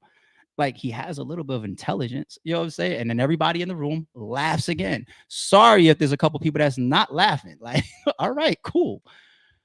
But damn, it keeps going. We stopped joking for a second, me and Holla. And we addressed it. Now, what's the dangers of me letting that linger? Not with Hitman, not with a battle rapper, but with the public. What's the danger, right? Why am I even here addressing that, picking that out of Verb's Live? You know, the dangers are I can end up with a show-off text and be like, yo, from the outside looking in, I'm not sure if y'all joking or not. How come I don't got no stock? You keep it 1,000 with me? Did you do as much for me as you really could have? Like I know it's business, but some of these people I fuck with past battle rap. And I don't got the reputation of, oh no, I just found out 10 years later, ARP backstabbed me. Never. I just don't ever want that on my name. I could end up with those text messages. I actually did. Shout out to my nigga Show. You know what I'm saying? Let's say somebody feels they did business with Holla for power moves. And let's say Holla told somebody, hey man, I only got $2,000 for you, right? And then they find out later on ARP's behind the card. Some people would have certain feelings like this business or thing. I'm not trying to say that you got to reveal your sponsors in the world of business, right? But in battle rap, the way that money moves and the way that negotiations go, if you hide your hand, people interpret that as shady. That's the world of battle rap business. And I just don't have shady business on my name. So all of this, you're behind Bags and Bodies, or the 2024 May, you guys really called me, or Hitman really called you for me for lawsuit payoffs or whatever. That's dirty if I'm really doing that. That's dirty. That's nasty work. Like, if I want to do a card, I'll drop a trailer that says max out 4. Period. What the? I almost feel like a sucker. Like, who got me hiding behind a Hitman card to do something? Or I'm flipping money through his league? Okay, that would make a little bit more sense. I have RBE, my own channel. He went and showed y'all a screenshot with Polo, shout out to Polo, of $72,000 that month that his YouTube channel made, right? I'm flipping money through Holla. He ended up with all the content. He gets all the honor for having the card of the year. All that shit is on Bags. I don't get nothing. What do I get? Do I get the masters? Do I get the ownership of the footage? I probably did it to make a couple dollars with him. You know what? Being that I'm a broke ass nigga, that would probably make way more sense. There goes that sarcasm and irony again. Keep up if you can't, because somebody will clip that and say, even ARP said he's broke. So yeah, it's true, he did it. Dumb fucks. Dummies. But yeah, we spoke about it. And we weren't in a face-off promoting in jest. Okay. I'm gonna address this that I put up on the screen. Then I got one more for you in the hot seat, and then I want to switch to the card. Okay. Y'all see it? Shout out to Future 2 Fire Production. I don't know if you can see the joints that I'm putting up on the screen. Can you see them? That's from a fan while we was on the stream. Okay, because if I put fans joints up there, I want to make sure you can see it on your side. So I'm gonna answer this. ARP, are you part of this card behind the scenes? I think that is real. disrespectful ain't the word, and I'm not saying this to you, Future to Fire. I'm saying this for the entire culture. It's a little bit of a letdown that Hitman being who he is, and I'm glad I'm addressing this here with him here as well. So then you could just put us both on the hook for being fucking liars if I'm saying anything that's not accurate. I think it's messed up for Hitman Holla to be in the position that he's in, to go through the culture and bring what he has brought. Not on purpose, the black shirt and blue hat, not on purpose. I just realized that. And then when it's time for him to do his own card, people want to give anybody else the credit, whether it's me or anybody. I don't have a dime in this card, not a single dime. If I put a dime, by the way, I feel the same way for TBL. I think TBL is working real hard. Shout out to Kenny over there. Shout out to Chiller. Shout out to their whole team. And they putting together mega shit. They are behind us getting Tay-Rock and Big K, and I believe heavily financing the Massacre event. But nobody says TBL for that. We just say Massacre and King of the Dot. That's the nature of a superseding brand, and you partner into that. But now that they're stepping out and it's TBL to see then Daylight's return versus Rum Nitty, and then the biggest battle that's left, Hitman versus Mook. You know, I'm not saying that they feel away. I don't know if they have an ego towards it, but I feel away for them because I know what it is to be a league owner and how much work goes into this shit of people to just be stepping out there and saying, yo, that's really URL financing TBL. It could be possible, of course, because you see a logo on the fly. What could that logo represent? It could represent negotiations for a particular battle. You never know if it's somebody buying. I'm talking about like just general shit that happens in the world of business. It could be somebody buying promotion. Like what if URL is selling or buying promotion from TBL? Whether it could be like for the app or run my trailer on your streams, or maybe they just rock with each other, right? But you know, I'm not saying that Chilla or Kenny or anybody over there needs to jump out and say, no, this is all us. But I know what it is to put in that amount of work and then somebody else gets the credit. It's also not good for your reputation, because if I'm coming out and I'm saying TBL, and you think that it's really RBE behind it, then how much can you really buy into TBL? So these narratives sooner or later can get dangerous, even from a promotional, marketing, a stability standpoint as well. How stable are you now that ARP is retired? Or how stable are you if URL is doing it? You see what I'm saying? They don't have to address it, but I believe TBL realizes some of their lack of fan awareness, even from when they partnered with King of the Dot. And that's not King of the Dot's fault, and that's not TBL's fault. That's just us as fans being so groomed to King of the Dot. Okay? So when they have a huge responsibility at stake in that card, that 2-day event, yet nobody says TBL, these are what happens from these type of situations. So if ARP takes himself off the everything, and then Bags and Bodies can't get any reputation for what they do, then how strong is Bags and Bodies? Or how strong is TBL? Or how strong is RBE? People will do that all the time. ARP pays. I got some of those narratives over the years too. He pays for his cards through parents' inheritance, trust funds, and shit like that. I was like, shit, I wish. I ain't too proud. I wish. I wish it was the case. This person hit the lottery. That person, you know what I'm saying? People are just too shallow to give somebody the strength that they actually garner. It's actually a weak character trait too. Oh, we talking this morning. It's actually a weak character trait to try to detract from what somebody really is. Those are the people that be like pillow talkers and shit. That nigga ain't this. Just take the bitch down. Why you gotta fucking talk about me? Why you gotta say you got a better car than me, a better house than me? No, just take the bitch down. Oh, you can't? You see what I'm saying? Those are the pillow talker type niggas of the world, to try to devalue something that is valuable. It's a character trait. So anybody that wants to overrun with that when the proof is already out there, or there is the reverse, zero proof of it,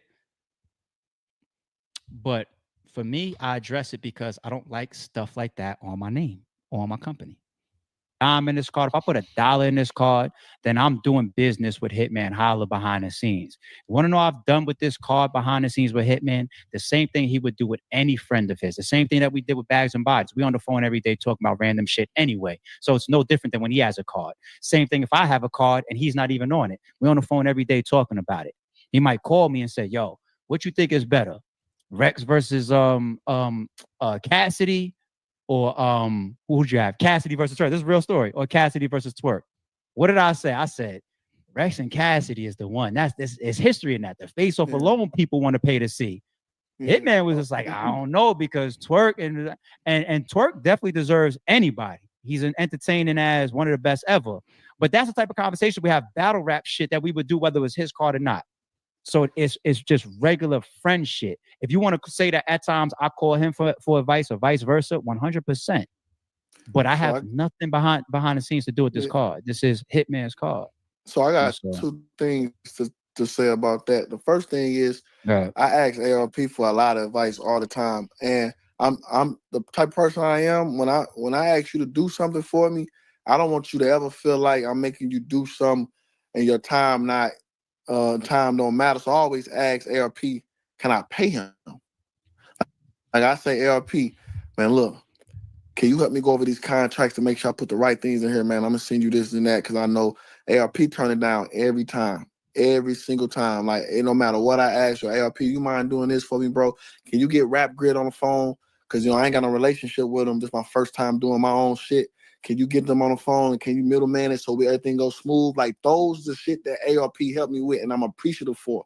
You know what I'm saying? Because it's just certain little stuff that you realize may not seem like a big deal, but it's a big deal because him and Gray, and that's the owner of Rap Grid, real cool. I never talked to Gray, so me talking to Gray might add ARP in it, can save 2 weeks because everybody know Gray, I don't know you like that, you don't know me like that, but we know ARP.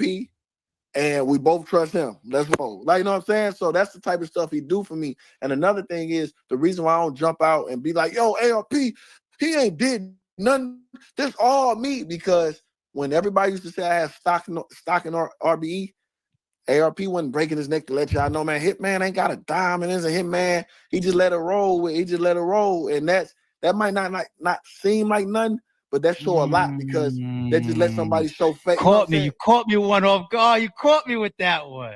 Point. Yeah, like, you know what I'm saying? Like, you caught me with one just now. All right. Like ARP never jumped out and broke his neck to let y'all know Hitman ain't got a dime in his company. He kept it going. So when y'all say stuff like that, what I look like, man, ARP ain't gave me a dog. Like, I just, whatever. It don't matter. That's my dog. So it don't matter. Y'all think that? What's up? Hey, man, you just passed your final rare breed test. All right. All right, Daniel, son. Your final rare breed test. Shout out to You Tried It, Ahmad in the building. Y'all have no idea. I think people have no idea either. And I think they get real comfortable with me. And only if they knew how reserved I really am. Like, I gave Charlie Clips one time a glimpse. I think I sent him a video or something, and I just scrolled a bunch of folders. That nigga said, whoa. I think I gave Charlie Clips a small little quick look. Shout out to Clips. That's my nigga. But yeah, so I mean, there you have it. Like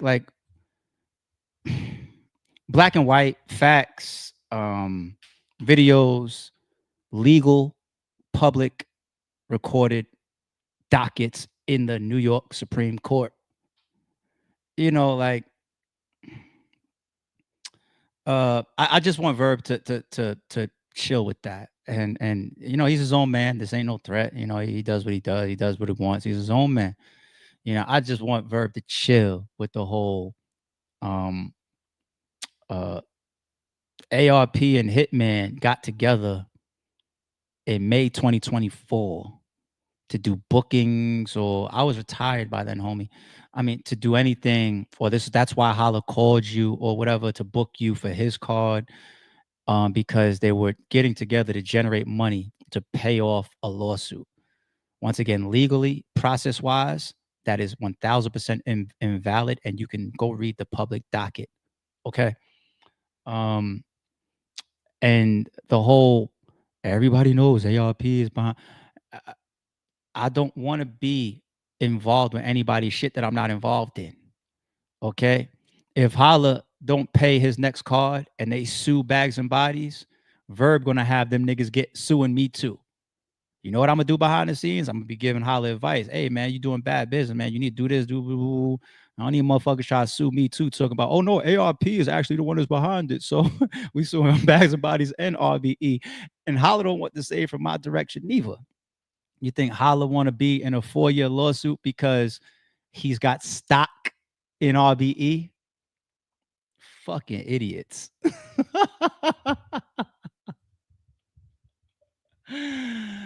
Oh my God. All right.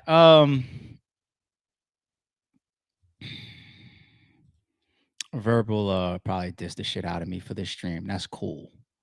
I can handle myself very, very well. I ain't into it with Verb, but I will address lies. All right. Diddy.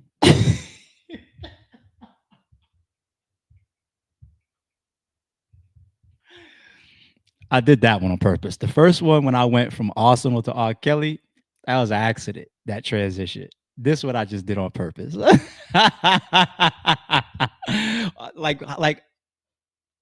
at this, man. I'm so consistent with my own thoughts. I just told y'all that's what Holla did at the end of the face-off. A comedic callback. I just did a callback within my own stream. I did that on purpose. Yeah, so Aye Verb is keep lying on me. Whoa. Let's talk about Diddy. I gotta make it entertaining for y'all. It's a podcast at the end of the day. I will give y'all jewels. I will give y'all reality. I will give y'all facts. I will speak on the topics that a lot of us are discussing and entertained by. But at the end of the day, podcasts are entertainment. Doesn't mean I'm lying. I'm telling the truth about this shit. But I gotta have some fun too. Okay. I saw somebody in the chat up above say, this nigga ARP is entertaining.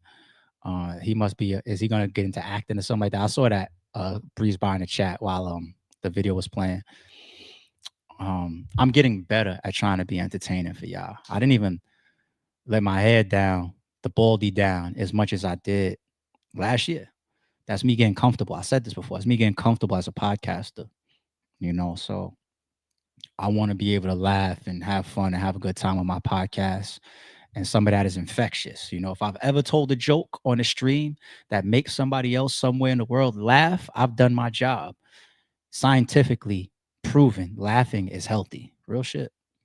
All right. So once again, I'm gonna do it again. This is now the warning. Diddy. All right, day 20. Yesterday went down. And it's wild. Let me say this to kick it off. I kind of said this yesterday, but I want to double down on it. If you subtract the hotel video, Daphne Joy, allegedly, who was up there testifying all fucking week long as Jane, allegedly, is more damaging than Cassie. If you remove the hotel incident and the video, she's up there, she's testifying to the same shit, same type of behavior, physical abuse, or remove the R allegation. I don't think she said that. Cassie said that about Diddy, but physical abuse, sex trafficking that the government is trying to use these witnesses to prove with the escorts coming in to these freak-offs, moving around, controlling people, having things hover over people's heads in the forms of forced labor and coercion. I was turned out, or I just wanted to please him, or I knew I was going to lose my job, or he was going to stop paying my rent. That was $10,000 a month. She is going crazy up there, B. They are really, the prosecution has a lot of stake in Daphne because they didn't just get Cassie out of there in, what was it, 3 days total. You get a day and a half. Prosecution, you get a day and a half on cross defense because she was pregnant. I mean, that was part of it. But they could have started her day one. They didn't start with her day one, right? They could have got a week out of Cassie if they wanted. They could have just had her Monday and then her last day was that Friday. They brought her in like on day 3, right? But with Daphne, they going to town. There's something about all of this Daphne testimony that the prosecution and the government heavily believe in to convict Diddy of these RICO charges. All right. And I have within us on this podcast to go do a full hour breakdown. Instead, because a lot of this is still similar to what she's been up there doing damn near all fucking week, I'm going to give you the bullets real quick and we'll do some reaction to that. But what you need to know after day 20, Diddy trial, scroll down and catch up, yada, yada, yada. All right, testifying under a pseudonym Jane, an anonymous former girlfriend and alleged victim of Sean Diddy Combs has been cross-examined today.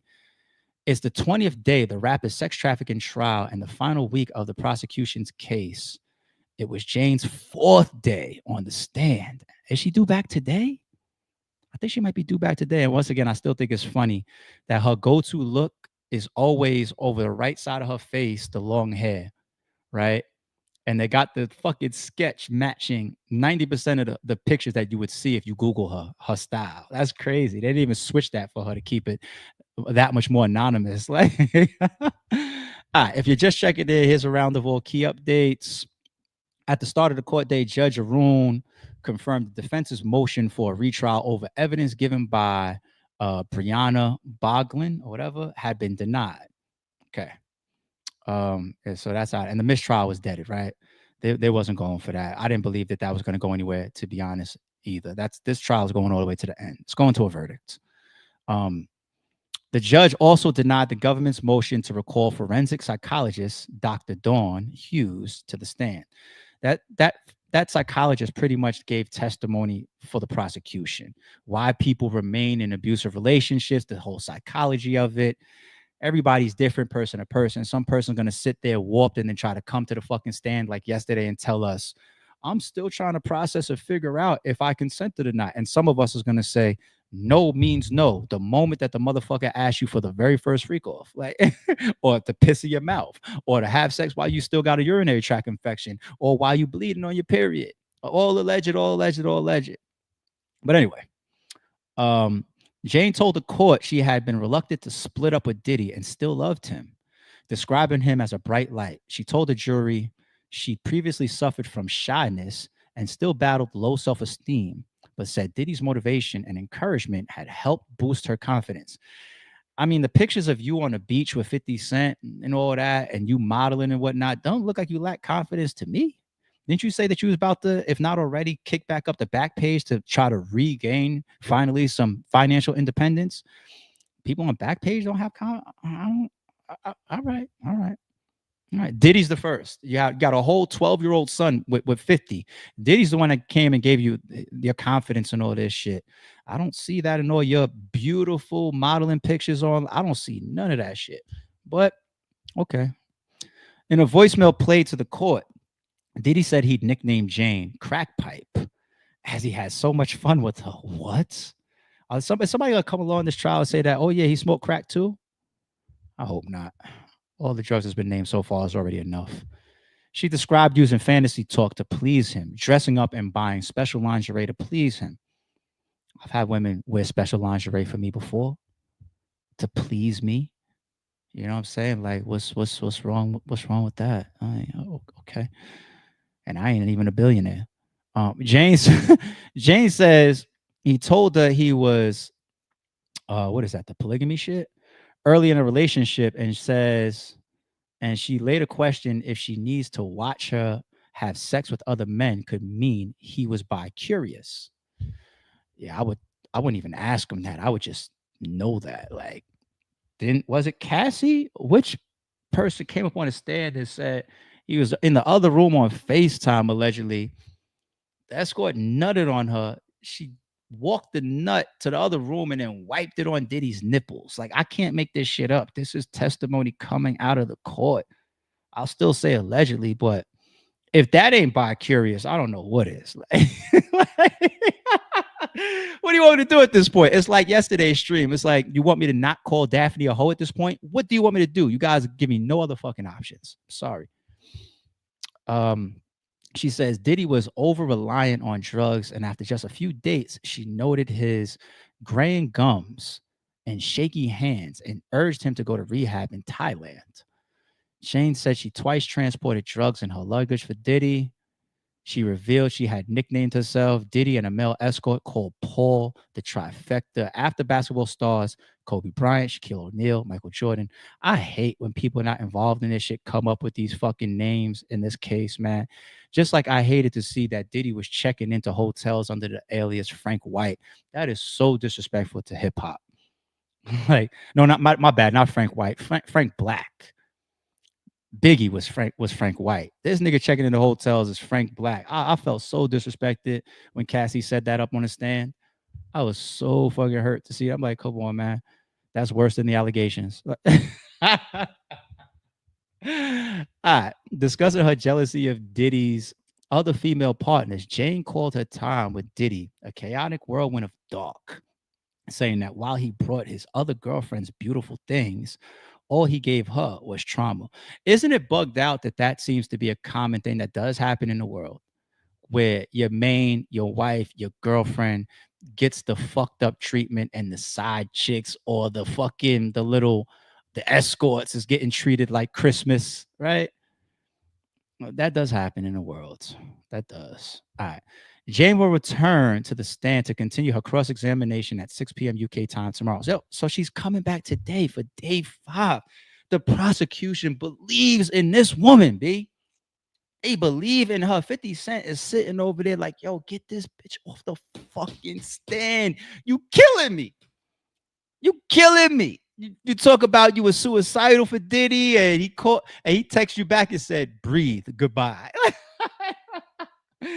Yo, 50 is like, get this bitch off the fucking stand. Or he's just collecting all of it so he can go into custody court and say, see what I'm saying? See what I mean with this hoe? She's killing, B. Day 5 for her today. I'll leave the Diddy trial for day 20 alone at that point. We'll just do that little Daphne recap and I'll leave it there because shit. Tomorrow I might pull up a video of some expert lawyers giving us their take on where the prosecution and defense stands and who's winning thus far. Very interesting video that I watched last night. Maybe I'll watch that with y'all tomorrow morning. We'll see. And we'll also see what happens in the trial today, because we might have some fireworks that we got to just like, yo, look at this shit. You never know with this case, man. We gotta know that this is happening. Shout out to Checks and Balances. Put this in the chat. I wasn't aware. I'm actually upset with myself for not knowing, but gotta find out sooner or later. Ghostface Killer returns on June 20th with Supreme Clientele 2. People, that is 9 days away. Do you know what Supreme Clientele is? It's a timeless classic album. And you're dropping part 2 in 9 days? Yeah. I might not even care about the stream getting striked, and I might do a live listen with y'all for that, because the name of the album is Supreme Clientele 2. What? It's so dope to hear like, oh, word, it's Christmas. Oh, and it's only 9 days away. Like, you see how TBL did us? Hitman versus Mook. Oh shit, let's get it. When? September 13th. Fuck! I'll wait 4 months for this shit. Damn, Ghost. All right, Supreme Clientele 2 is on the way. I hope he doesn't tarnish the name. That happens. Like, you see what URL is going through right now. URL's learned a long time ago that all promotion is good promotion. Trust me. We can see it in their actions. You can see it in their movement. You can see it in their lack of response even to criticism or to advice or to request. They put on their thick skin and they just walk. You know what I'm saying? And that's a business approach. If it works for you, it works for you. But the reason why they're getting a lot of flack, one easy way they could have avoided it is just calling the card something else. The name Gnome carries such a big prestige and reputation. You see what I'm saying? So it's just, that's the only thing. All you would have to do is call the card something else. But the marketing and the power of the brand Gnome, URL could also be smarter than the average consumer and say, I know because it says Gnome, you're going to pay for it, regardless of whether you feel like the matchups hold up to the legacy of the series or not. It's Gnome, so you're going to pay for it. So there's some intelligent marketing there of using that for even a card that people are confused about for that type of series. Look at it from both angles and realize what's happening out here, people. But I actually think it's a solid card. But it's the Gnome thing. What's 3 saying? 3 is saying no Ghost, don't call Supreme Clientele. See, so you're not confident at what this album is about to do. You're not confident. 3, this is what I will say. This is why I'm about to come on your stream probably tomorrow, and we could argue about some shit.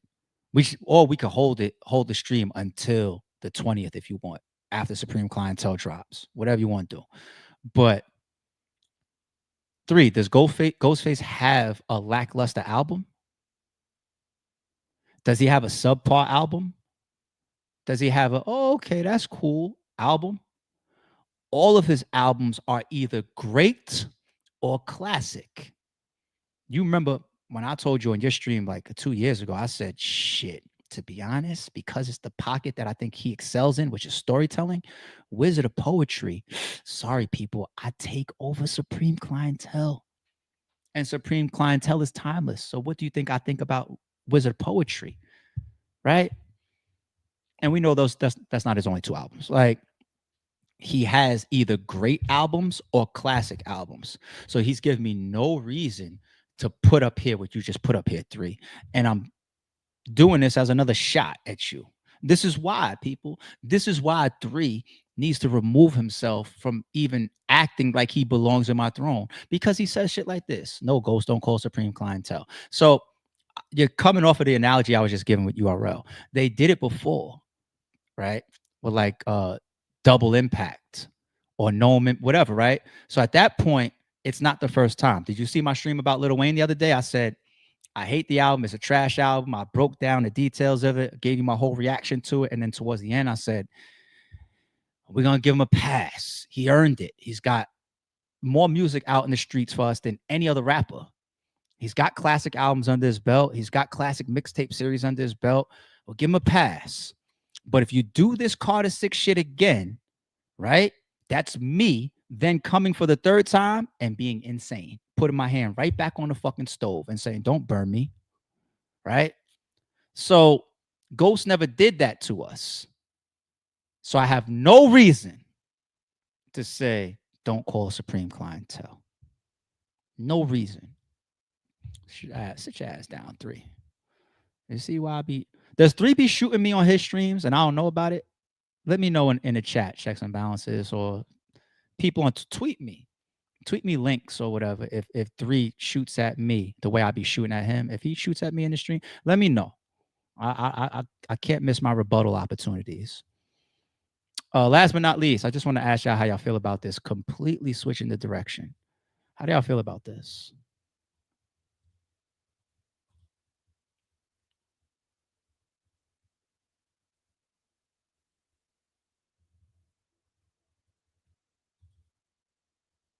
Playboy Cardi had an iced out strawberry lollipop. Why are we even calling it strawberry?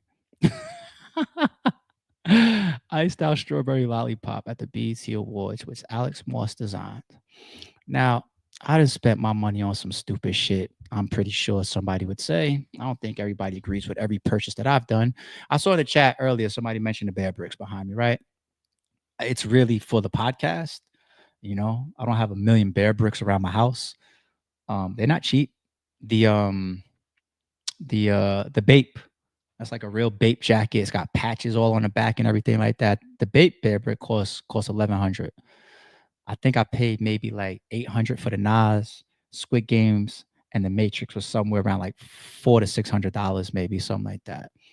So I guess expensive trinkets to put in the background of a podcast, but you know, I like them. I grabbed them, and I like the look of it so far. Some people would say, shit, I'd rather the strawberry iced out popsicle than your bear brick. Everybody's different. You know, but damn, are you running out of things to spend your money on, or is this some other type of statement? And we've seen outlandish medallions. Soulja Boy had the iced out remote control car that could actually go on the floor and it would drive, right? I've seen some classic medallions. Like, that's crazy. You got the, remember T-Pain shit, big ass chain? That's hilarious. But this ain't even a medallion to wear. He's actually putting it in his mouth. He's actually treating it like it's really a. Y'all got it. Y'all got it. I don't really fuck with his album neither, to be honest. But I don't got no beef with Playboi Carti. I check for him, but I don't put him. I don't rank him like, you know what I'm saying. His album was like, I shout out to the whole chat, man. Shout out to all the members and shout out to all the mods that came in the building. I see what y'all saying about the Playboi Carti strawberry popsicle in the chat. I ain't even gonna bring it up. I'm gonna leave it alone. We crossed the 2-hour mark. All right, that's a nice little number to show. Once again, man, I like a shorter stream, but I'll be podding with y'all, so y'all get the time, man. And I ain't gonna sit up here and talk in circles and say the same thing for 3 hours. All right. I try to give y'all a little bit of y'all money and y'all time's worth on these streams. But I'm gonna get up out of here. Verb rebuttal loading in 3, 2, 1. Don't confuse silence with work ethic. I'm a boss making decisions, my first fetish. The verse cherished is perfect, that's a reverse blemish. I dropped it, connected the block, learn Tetris. This is the Sorry True Podcast. Welcome to the house of. And shout out to the members. Without, I think still got a gun.